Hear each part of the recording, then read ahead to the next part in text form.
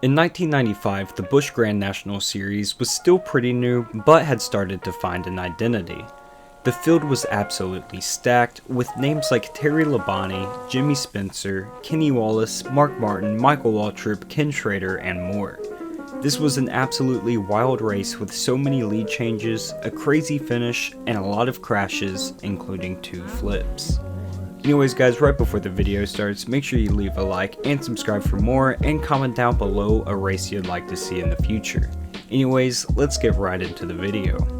Jeff Purvis started on pole with Mike McLaughlin beside him, who had won his first career race just a few weeks earlier at Dover. Points leader Johnny Benson Jr. started back in 17th, and Mark Martin was buried in 24th. Now, let's get into the race. Getting ready for this show, unbelievable. Liz Allison waves the green flag. Somebody a little slow coming up. David Green there from the 5th row held up that outside lane from 4 cars on back. That's the big break you see on the outside. It didn't take long for the action to start, as there was 3 and 4 wide in turns 1 and 2.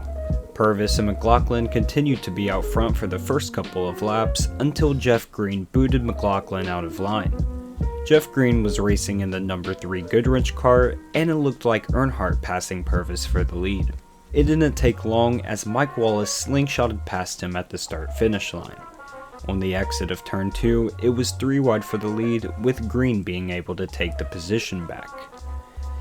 The next lap, Purvis made an aggressive 3 wide move to take the lead of the race. After a commercial break, it was revealed that there was a 5-car breakaway out front. It hadn't settled down in the back, and out of nowhere, this huge crash happened. Everybody else is trying to find a place in line, and big trouble in the air. Goes Mark Martin on his roof. No, that is not. It is Ward Burton, excuse me. Jim Bown is in the wall. Phil Parsons has spun. Tommy Houston spins. And it's a tremendous. Ward Burton came to rest upside down and climbed out all by himself before safety teams arrived on the scene. Ward was tapped by Johnny Benson, and by the time he came up the track, he was already airborne. He flipped straight onto his roof, and others piled in trying to avoid him. 10 of the 42 cars in the field were out after this wreck. That was a good break that the car didn't start flipping over and over. All right, we'll take the damage report and fill you in on who else has been involved in this incident and what the status of their cars are when we come back. After the caution on lap 11, the race restarted on lap 20, and Johnny Rombley led the field to green after not pitting. By the time the field got into turn 3, Purvis was able to continue his dominance and grab the lead. The top runners quickly fanned out, but it was still double wide for about 10th place on back.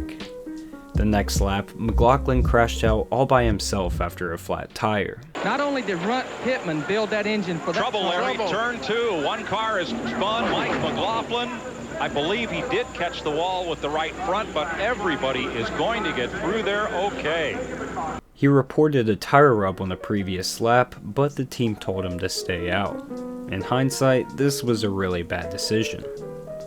After a short rain delay, Michael Waltrip and Ken Schrader led the field to green. The top 6 broke away by a couple of seconds in just a few laps. Schrader took the lead a couple laps later as Michael Waltrip fell back to 4th. The dominant driver of the day so far had trouble under caution, and the problems persisted under green flag conditions as he came to service his car and completely missed his pit stall. He had no brakes and would end up retiring. After a couple of more laps of racing, the main pack really started to catch the top runners, and they did just that. Michael Waltrip took the lead from Schrader as the packs merged. 2 laps later, Jimmy Spencer took the lead from Michael Waltrip. Behind them, the chaos caused the 4th caution. Race that Spencer has led this year. Chad Little comes down into Mike Wallace, and Mike Wallace is going to take the slide. 3 cars, 2 cars in the wall. Mark Martin's one of them. 92 car here he comes. 29 car. Everybody else gets whoa down and away. Chad Little tried to take advantage of Waltrip slipping, but ended up turning Mike Wallace and set off the crash. Steve Grissom tried to avoid the wreck, went up the track, and ended up taking out himself and Mark Martin. This caution came out on lap 42 of 117. Grissom and Martin were the only two that were done for the day after this incident. Patty Moyes stayed out to take the lead, with Jimmy Spencer, Chad Little in third, then Benson and Joe Nemechek rounded out the top 5. Moyes maintained the lead for most of the lap, but was swallowed up by top runners in the tri-oval. A couple of laps later, Michael made a fantastic move to jump up to second and put himself in perfect position to take the lead. Moments later, he'd do just that. Your brother just made a little move there. He had to check up just a little bit, but he didn't hook him in the left rear that we've seen several times in the dog leg. They're going after Spencer, and they've got him. Michael Waltrip goes to the lead. Here comes Schrader. After returning from commercial break, it was revealed that there had been another crash. Hermie Sadler kept going high, crossed Bobby Dodder's nose, and basically took himself out. Waltrip led the field, with Schrader and Little all over the back of him. For the first time all day, the entire field was single wide and started to string out. That was until a super close call the next lap between Spencer and Little for second, which must have scared Little because he started dropping like a rock. Spencer was on a mission and took the lead from Waltrip the very next lap. Johnny Benson wasn't satisfied with second, so he stormed by Spencer the next time down the backstretch. Down into turn 1, it was Jeff Green's turn to lead after getting a huge push from Waltrip. The lead pack was double file, 5 rows deep for the first time all day, with Green on the outside and Waltrip on the inside. Unsurprisingly, Waltrip in the inside lane won that battle. After this, Waltrip settled into the lead and continued to lead for about 8 laps. Skipping ahead a couple of laps, the 6th caution of the day came out. It's running over 230 degrees.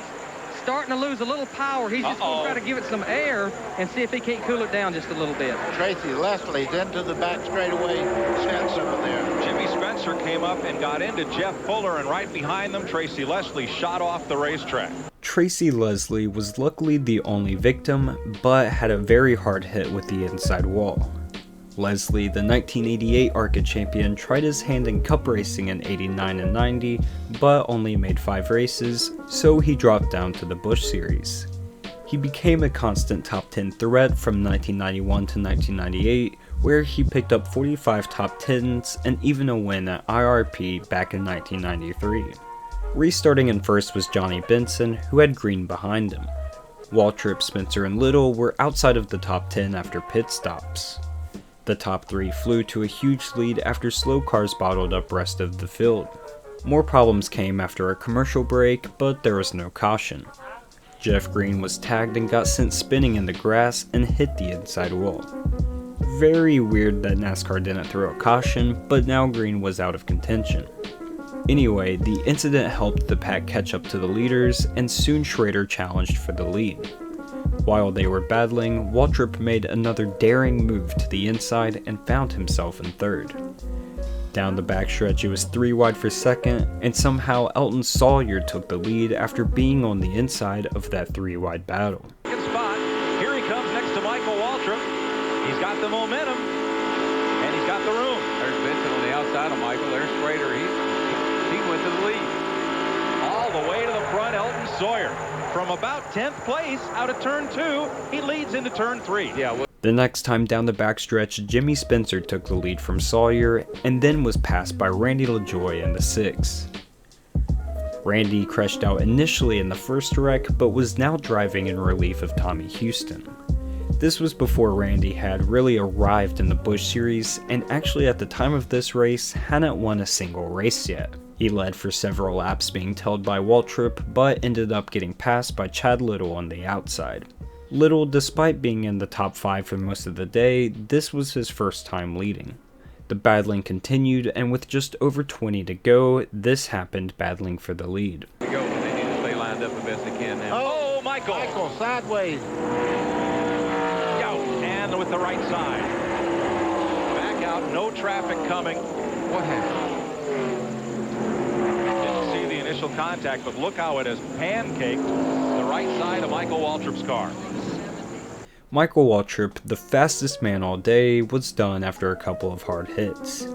It looked like Waltrip thought he was clear, came down to block, but just misjudged it by a couple of inches. The restart on lap 101 completely destroyed the pack, as Del Fishline's car didn't take off and the top two broke away, Jimmy Spencer and Jeff Fuller. However, 3rd through 6th caught the top two in no time. The next lap, Terry Labonte for the first time all day was not only in contention, but was leading with 15 laps to go. Labonte led for 6 laps, but then was passed by Chad Little. Labonte led for 6 laps, but then was passed by Chad Little. Spencer and Schrader were all over the back of him though. The next time through turn 3 and 4, the scariest wreck of the day happened. Benson on the bottom, Fuller and Rick Wilson. Oh. Fuller! Oh, no. Oh, no. And tumbling goes Randy Lajoie over the hood of the 92 Larry Pearson. There goes the page.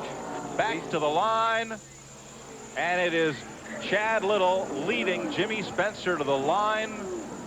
A horrendous pileup out of turn 4.